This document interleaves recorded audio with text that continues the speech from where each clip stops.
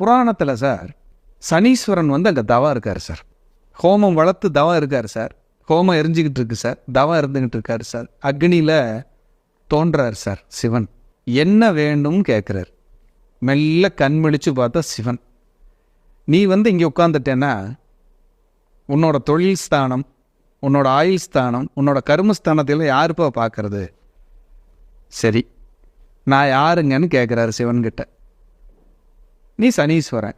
சரி, எனக்கு என்னங்க தொழில்? தண்டனை கொடுக்குறவன், நேர்மையாக இருக்கிறவன், நியாயமாக இருக்கிறவன், நீ கரெக்டாக இருக்கிறவன், இதுதானே என் நேச்சரு. ஆமாம். அப்புறம் ஏன் என்னை கண்டா எல்லாம் பயப்படுறாங்க?